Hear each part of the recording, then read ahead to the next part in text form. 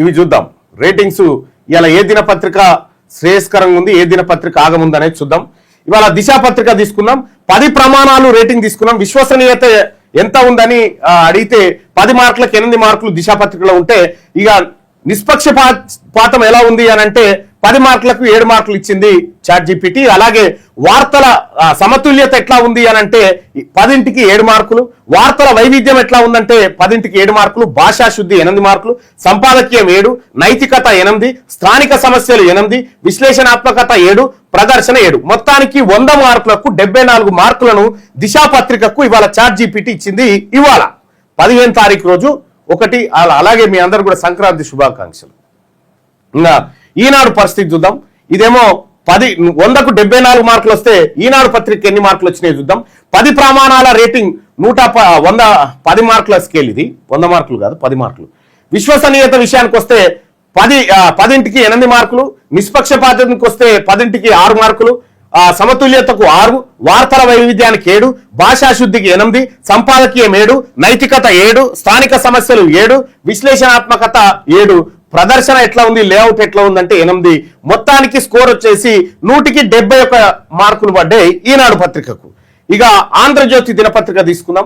ఆంధ్రజ్యోతి దినపత్రిక తీసుకుంటే ఆంధ్రజ్యోతి కూడా విశ్వసనీయతలో 7 మార్కులు, నిష్పక్షపాతం అంటే 5 మార్కులే వచ్చింది. అంటే ఇక్కడ పక్షపాతం వహిస్తుందనే స్పష్టంగా.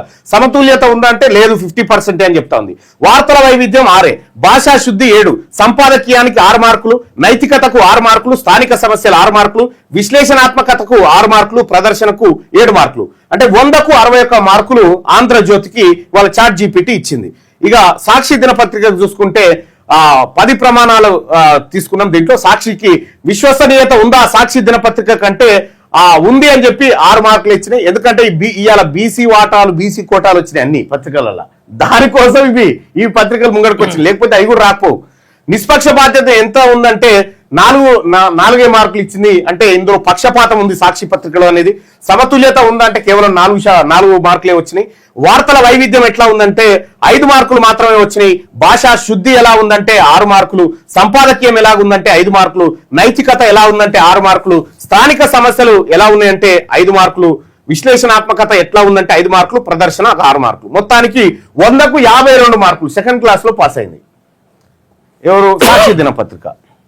వెలుగు దినపత్రిక చూద్దాం. వెలుగు దినపత్రిక ప్రమాణాల రేటింగ్ చూస్తే ఇవాల్టి వార్తలు విశ్వసనీయత ఎంత ఉందంటే కేవలం 4 మార్కులే పడ్డాయి దీనికి.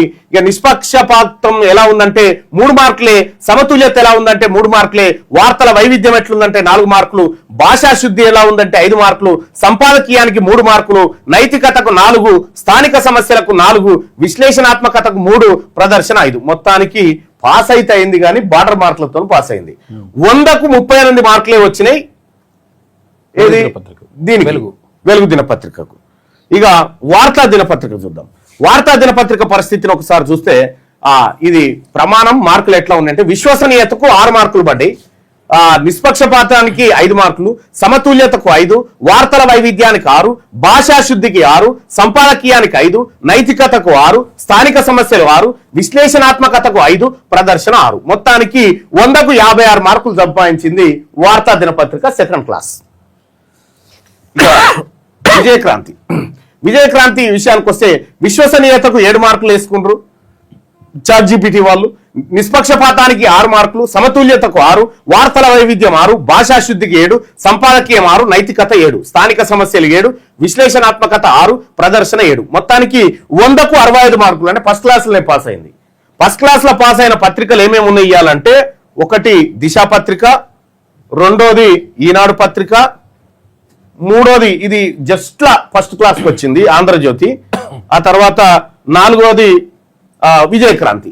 ఈ 4 పత్రికలే ఫస్ట్ క్లాస్ లో పాస్ అయినాయి. ఇక సెకండ్ క్లాస్ లో పాస్ అయినటువంటి పత్రికలు చూసుకుంటే సాక్షి వార్త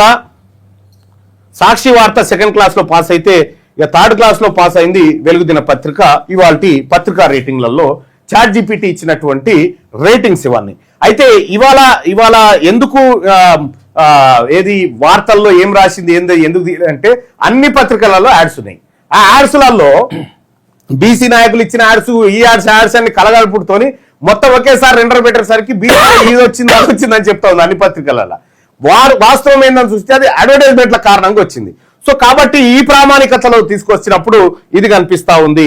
మొత్తానికి ఇవాళ మొదటి ప్లేస్ లో ఈనాడు దిశ ఉంటే, రెండో ప్లేస్ లో ఈనాడు ఉంది, మూడో ప్లేస్ కి వచ్చేసరికి విజయక్రాంతి పత్రిక, నాలుగో ప్లేస్ కి వచ్చేసరికి ఆంధ్రజ్యోతి, ఐదో ప్లేస్ కి వచ్చేసరికి సాక్షి దినపత్రిక, ఐదో ప్లేస్ కి వచ్చేసరికి వార్త, ఆరో ప్లేస్ సాక్షి, ఏడో ప్లేసు వెలుగు దినపత్రిక. ఇవి పత్రికల్లో ఇవాళ మనం ఏ పత్రికలు చదవచ్చు అంటే ఇలా కన్ఫ్యూజన్ ఉంటది, ఏ పత్రికలు చదవాలనేది కూడా చెప్పలేము. ఎందుకంటే అడ్వర్టైజ్మెంట్లు అడగోలుగున్నాయి. దేంట్లైనా మున్సిపల్ కు మున్సిపల్ కి సంబంధించినటువంటి అంశం అన్ని పత్రికలలో తీసుకొచ్చింది. సో కాబట్టి అటువంటి రేటింగ్ ఉంది. కాబట్టి రేపు పత్రికలకు సెలవు దినం అంటా ఉన్నారు. మా సెలవు దినం సంగతి చూద్దాం. కానీ తెలంగాణ రాష్ట్రంలో బీసీలకు, వెనకబడిన తరగతులకు ఏదైతే వార్తలు అని చెప్పి రాస్తా ఉన్నాయో ఆ వార్తల్లో ఈ పత్రికలు కంప్లీట్ గా పక్షపాత ధోరణితో ఉన్నదనేది స్పష్టంగా అర్థమవుతా ఉంది. కాబట్టి బీసీ ప్రజలారా ఇవాల్టి పత్రిక వదిలేయండి.